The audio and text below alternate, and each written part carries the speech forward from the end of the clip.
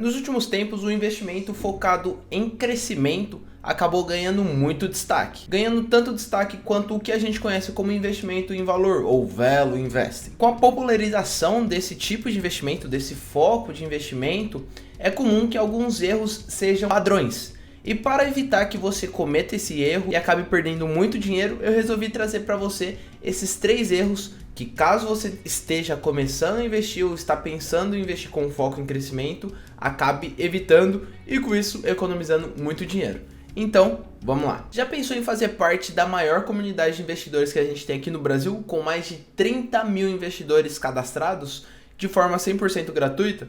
Parece bom demais para ser verdade, né? Mas se você conferir no primeiro link da descrição, você vai ter acesso à comunidade Análise de Ações, onde todos os dias a gente está respondendo dúvidas sobre ações, fundos imobiliários, ETFs, ações do exterior, REITs e tudo mais. Então, se você quer fazer parte desse grupo, onde você vai encontrar pessoas com o mesmo foco que você nos investimentos, primeiro link na descrição e eu te espero lá. Salve rapaziada, beleza? Bruninho aqui na área e hoje a gente vai estar conversando aqui sobre alguns erros para que você aprenda por onde não seguir, ou se você já esteja cometendo esse erro, você já saiba como contornar.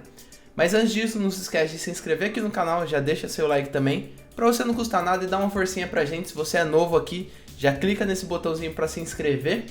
Então vamos conversar um pouco mais sobre esses erros. Existem 2 formas principais de uma empresa acabar gerando valor para o seu acionista. O primeiro seria com uma renda passiva por meio da distribuição dos seus lucros, ou seja, pagamento dos seus dividendos. E a segunda forma é com o reinvestimento nas suas operações e um grande crescimento, uma valorização na sua ação.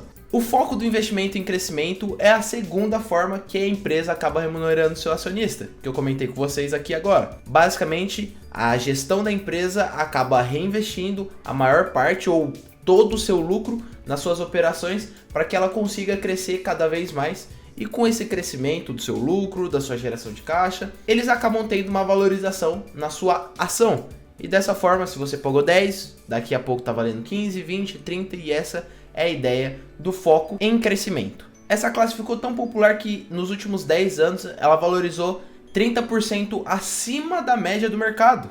Então, se a gente for ver a média do mercado, já teve um crescimento bem interessante, mas se a gente for comparar índices médios, tanto focado em crescimentos com o S&P 500, que é a média do mercado, aqui usado como referência, a gente vai ver que teve uma rentabilidade 30% acima dessa média. Então esse investimento focado em crescimento acabou retornando muito mais para o seu acionista do que apenas a média do mercado. E com isso é comum a gente ver a popularização de alguns erros. Basicamente a gente começa a enxergar alguns padrões. Então hoje eu vou comentar 3 para vocês. O primeiro é investir baseado no hype. Empresas de crescimento acabam chamando muito a atenção simplesmente porque elas têm um potencial de valorização e um crescimento explosivo. Então é comum você ver empresas que acabam valorizando lá 30%, 40% em um único mês. Só que normalmente quando isso acontece, essas empresas, quando tem esse movimento muito forte, crescem lá 20%, 30% em um mês, acabam chamando muita atenção de muitos investidores. E o padrão que eu acabo enxergando aqui é que o investidor que acaba seguindo apenas o hype, ele acaba comprando quando a empresa já teve uma grande valorização em um curto espaço de tempo. Quer dizer que ela não vai crescer no longo prazo? Não necessariamente. Apenas que ela deu uma grande esticada agora e pode ser que nos próximos tempos ou ela comece a cair ou simplesmente fique de lado. E aí o investidor acaba achando que investimento em crescimento não vale a pena. Simplesmente porque você só está correndo depois que o evento já aconteceu. Então tome muito cuidado com essas empresas que estão no hype. Por isso que na nossa comunidade eu sempre venho trazendo conteúdo para vocês sobre empresas que são extremamente boas, só que são desconhecidas. Dessa forma a gente vai conseguir entrar antes de ter esse grande rally de alta. A gente não vai ser perseguidor de onda que já foi. A gente vai estar ali quando a onda estiver se formando. Além disso, tome muito cuidado com o viés da confirmação, ou seja, você conversar com pessoas que estão com a mesma visão que você. Então, é comum você fazer parte de fóruns, blogs e tudo mais, de pessoas que têm o mesmo foco em crescimento. Então você vai ver um falando de uma empresa X, outro cara falando da empresa X, falando da mesma empresa X, você vai falar, pô, se tá todo mundo aqui falando que ela é boa, então vale a pena comprar. E aqui acaba entrando o segundo viés, que é extremamente perigoso, que é o FOMO, o Fear of Missing Out, o medo de ficar de fora. Você vai ver muitas pessoas falando sobre esse tipo de investimento e ganhando muito dinheiro, entre aspas, com esse tipo de ação, ou ativo e tudo mais, e você vai acabar ficando com medo e vai falar, pô, só eu que não vou surfar essa alta? Não, eu vou comprar agora, pum! E normalmente, quando você acaba entrando, você já chega no final da festa. Então tome muito cuidado, lembre muito bem desses dois viés, viés da confirmação e o Fear of Missing Out. Agora vamos conversar sobre o segundo erro, que é bastante comum aqui também. Em todo negócio que parece maravilhoso hoje, vai continuar sendo daqui 5, 10, 15 anos. A gente pode tirar base por alguns investimentos que, se a gente fosse olhar há 10 anos atrás, parecia um negócio lindo, incrível, maravilhoso, só que hoje nem se fala.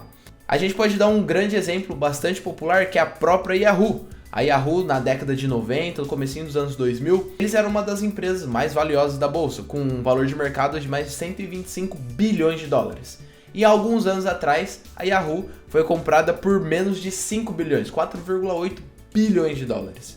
Então, se a gente for ver nos últimos 20 anos, eles perderam uns 90% do seu valor de mercado.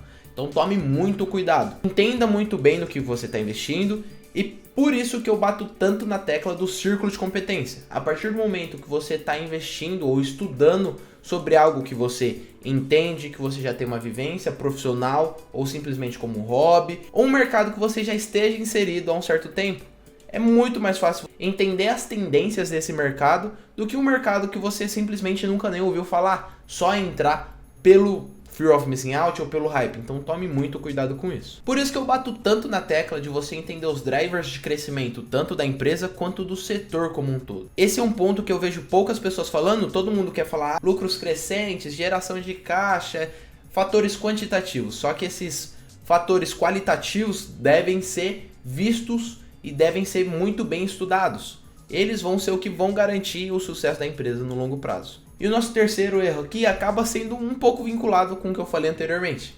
Achar que os fundamentos não importam.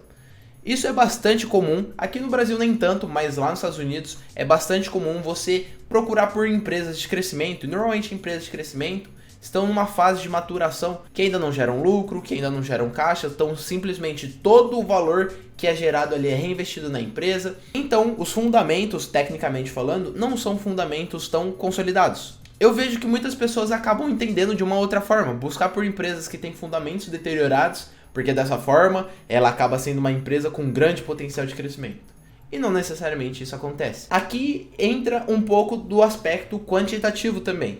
Você não vai estar esperando uma empresa de crescimento que vai estar crescendo seu lucro por 20 anos consecutivos, que paga dividendos crescentes. Não, mas existem alguns pontos-chave que eu particularmente gosto de olhar em empresas de crescimento e que são fundamentos básicos para que eu invista numa empresa, a não ser que ela tenha uma parte qualitativa tão boa que justifique essa quantitativa. Então, empresas com dívidas insustentáveis, margens operacionais ruins ou simplesmente inconsistentes, né? A partir do momento que você vê um valor de margem que não é tão bom, só que você vê que aos poucos ele vem galgando um caminho crescente, isso para mim pode ser já suficiente, dependendo do aspecto qualitativo como um todo. Um baixo retorno sobre o capital investido, apesar da empresa não gerar lucro, quando a gente está olhando o ROIC, né, o Return on Invested Capital, ou retorno sobre o capital investido, a gente tem que estar buscando ali alguns valores minimamente interessantes. Já que é uma empresa que não vai estar distribuindo lucro, ela tem que ter um retorno frente a esse investimento que ela está fazendo bem elevado para justificar essa retenção de capital. Além disso, a gente pode olhar balanço, a gente pode olhar estoques, dependendo do tipo de negócio.